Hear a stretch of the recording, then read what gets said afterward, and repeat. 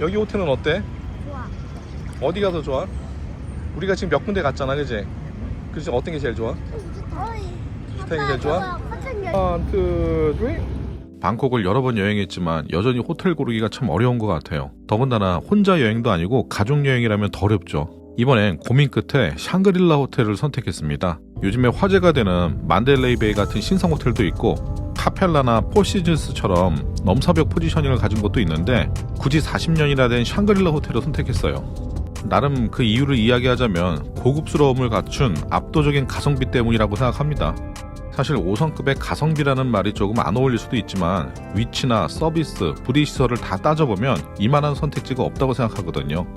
구글 평점은 4.6점이고 리뷰는 11,000개 이상이 쌓여 있어요. 아고다 평점은 8.9점으로 꽤 높은 편인데 위치 평점은 9.1점이에요. 위치에 대해서 설명하려면 방락 지역의 매력을 이야기 안 할 수가 없는데요. 샹그릴라는 짜오프라야 강변에 딱 붙어 있는데 이게 단순히 뷰가 좋다는 걸 넘어서 교통의 요지라고 할 수 있습니다.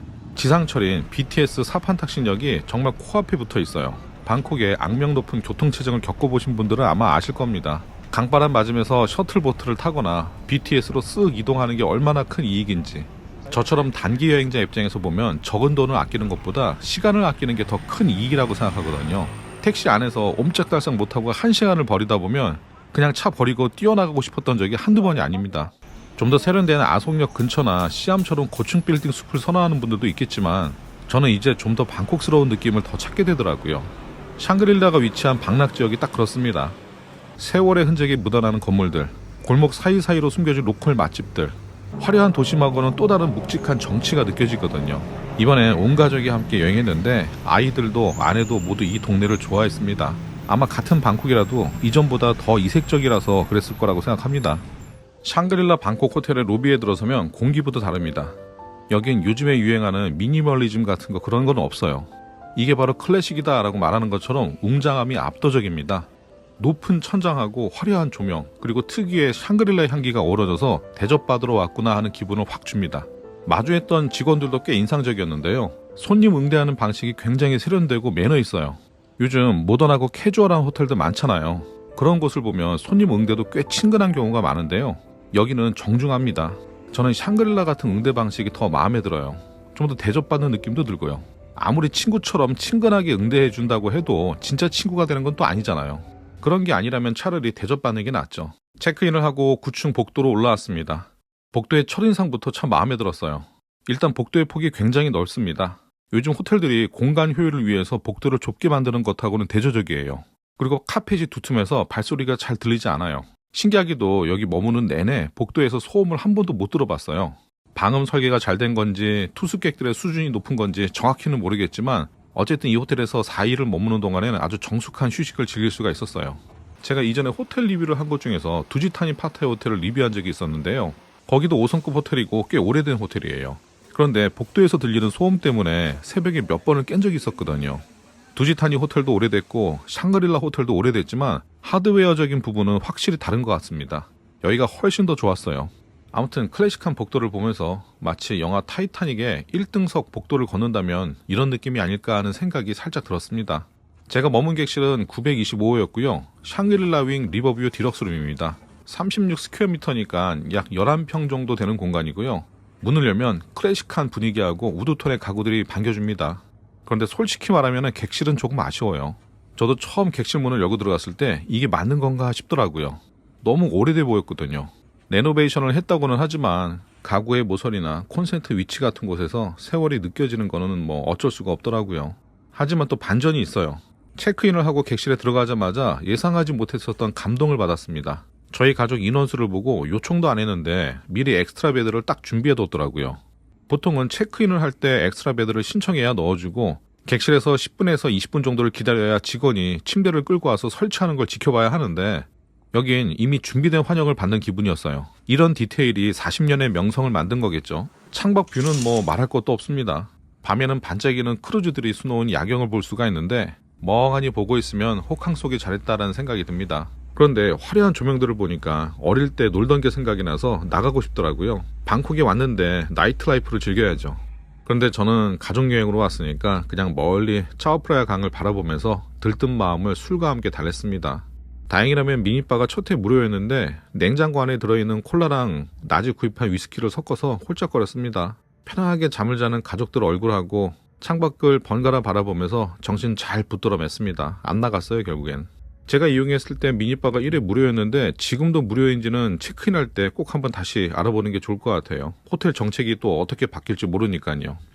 욕실도 아주 정석입니다. 대리석 상판에 원목 바니티, 좌우로 깔끔하게 분리된 하드웨어. 근데 여기서 재미있는 포인트가 하나 있는데요. 어메니티 중에 치약도 있는데 보통 호텔에서 주는 한 번 짜면 끝나는 그런 미니 사이즈가 아니에요. 편의점에서 많이 보던 작은 사이즈의 치약인데 이걸 매번 갈아줍니다. 체크아웃 할 때 보니까 새거가 5개나 남아있더라고요.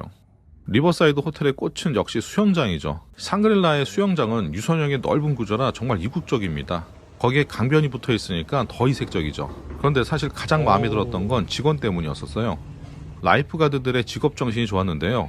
아이들이 조금이라도 위험한 깊이로 가려고 하면은 호루라기를 빽빽 부는 게 아니라 조용히 다가와서 아이 옆을 지킵니다. 그리고 부모한테 물이 얼마나 깊은지 수영장 구조도 조곤조곤 주의사항을 잘 알려줘요. 그 매너하고 책임감이 호텔의 품격을 말해주는 것 같았어요.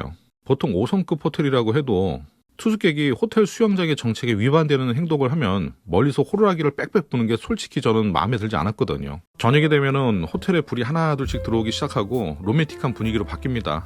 수영장 옆에 있는 레스토랑 넥스트가 가장 먼저 눈에 들어오는데요. 강변에 붙어있는 테라스에 사람들이 하나 둘씩 모여듭니다. 유럽인들로 보이는 사람들은 옷도 제대로 갖춰입고 나오기도 하고요. 정장을 입고 나오는 사람들도 있던데 이 레스토랑이 특별히 드레스 코드가 있는 건 또 아니에요. 그런데 분위기는 너무 좋은데 이 메인 레스토랑 격인 넥스트는 아침에 조식으로 또 이용할 수 있기 때문에 분위기만 슬쩍 보고 저녁에는 식사를 하지 않았어요. 925.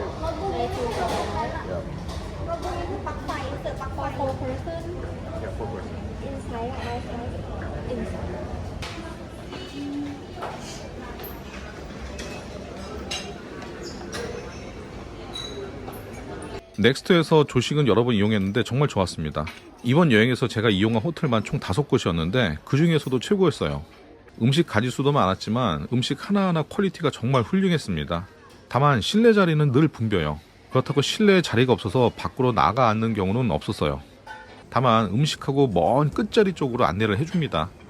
그게 싫다면 조금 일찍 가는 것도 좋을 것 같아요. 사실 분위기는 야외 테이블이 더 좋지만 테이블을 잠시만 비워두면 새들이 날아와서 새들하고 음식 나눠 먹지 않으려면 항상 조심해야 될 거예요. 그리고 살라팀 레스토랑, 여기는 태국의 전통 요리를 하는 곳인데 분위기도 굉장히 독특해요. 마치 태국의 왕실 분위기를 본떠서 만든 것 같았고 식사 중에는 공연도 하더라고요. 여기서 식사를 한 번쯤 하고 싶었는데 역시 애들이 피자나 파스타 같은 그런 익숙한 것들을 좋아하다 보니까 수영장 바로 앞에 있는 볼티에 갔습니다. 볼티에서 피자하고 파스타, 와인을 몇 잔 마시고 나왔어요. 분위기도 좋고 음식도 나름 괜찮았는데 5성급에서 먹는 식사라 역시 조금 비쌉니다. 호텔에서 천천히 걸어 나오면 맛집들도 많으니까 밖에서 식사를 하는 걸 추천합니다. 다음 영상부터는 이 호텔 근처에 있는 맛집들을 좀 소개해 보려고 해요. 마지막 밤은 호텔 내 롱바에서 보냈습니다. 라이브 음악을 들으면서 창밖에 리버뷰를 보는데 정말 아쉽더라고요. 칵테일 한 잔에 2만원 정도면 이런 호사를 누릴 수가 있는데 왜 마지막 날에 여길 왔을까 싶었습니다. 여러분들은 꼭 첫날부터 이용해보세요. 근데 우리는 큰 테이블에 앉아 있었지만 여기 호텔 직원이 예뻐서 그런지 혼자 온 남자들은 대부분 바에 앉아 있더라고요. 샹그릴라 방콕은 세월의 무게를 견디지 못하고 낡아버린 곳이 아니라 그 세월을 켜켜이 쌓아서 숙련된 럭셔리로 승화된 곳이라고 생각합니다. 객실의 최신식 트렌드는 좀 부족할지는 몰라도 사람 냄새나는 세심한 서비스와 안정감은 그 어떤 신상 호텔에서도 흉내내기 어려운 이곳만의 자산이라고 생각해요. 평소에 20만원대 중반에서 30만원대 초반의 가격이라면 저는 주저없이 이곳을 추천하고 싶어요. 클래식은 영원하다는 말, 샹그릴라에서 다시 한번 느끼고 갑니다. 오늘 영상이 여러분들이 여행 계획을 짜는데 조금이라도 도움이 됐으면 좋겠네요. 영상이 좋으셨다면 구독과 좋아요 부탁드리고요. 저는 다음에도 여행 이야기로 돌아오겠습니다. 감사합니다.